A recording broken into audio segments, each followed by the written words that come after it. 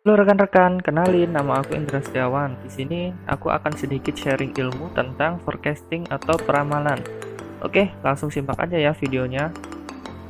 Oke, yang pertama kita bahas yaitu apa pengertian forecasting atau peramalan.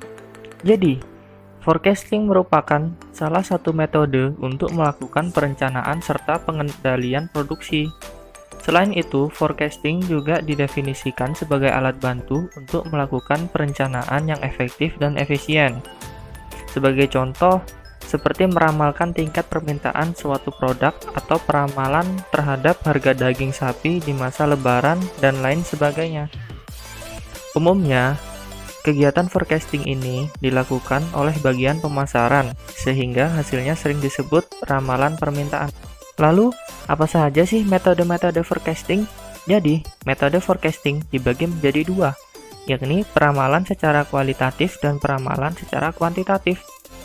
Peramalan secara kualitatif maksudnya adalah peramalan yang menggunakan pendapat dan analisis yang deskriptif. Sementara peramalan kuantitatif yaitu peramalan yang berkaitan dengan hitungan matematis. Oke rekan-rekan, untuk metode yang pertama adalah forecasting kuantitatif. Berikut merupakan beberapa metode peramalan yang sering digunakan. Yang pertama, time series.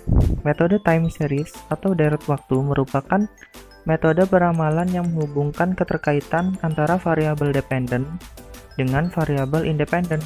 Dan metode yang kedua yaitu metode kasual atau sebab akibat. Metode ini didasarkan pada keterkaitan antara variabel yang diperkirakan dengan variabel yang mempengaruhinya. Namun, variabelnya bukan dalam bentuk waktu. Oke, yang selanjutnya yaitu metode forecasting kualitatif. Metode peramalan kualitatif ini sifatnya lebih subjektif dibandingkan dengan kuantitatif. Hal ini karena metode peramalan kualitatif dipengaruhi oleh emosi, pendidikan, intuisi, pengalaman si peramalan, sehingga hasil setiap orang akan berbeda.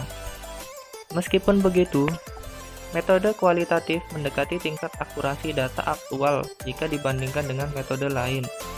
Dan teknik atau metode peramalan kualitatif sebagai berikut. Yang pertama yaitu survei pasar. Metode ini dilakukan dengan cara mencari masukan atau pendapat dari konsumen yang berpengaruh terhadap rencana pembelian pada saat periode pengamatan.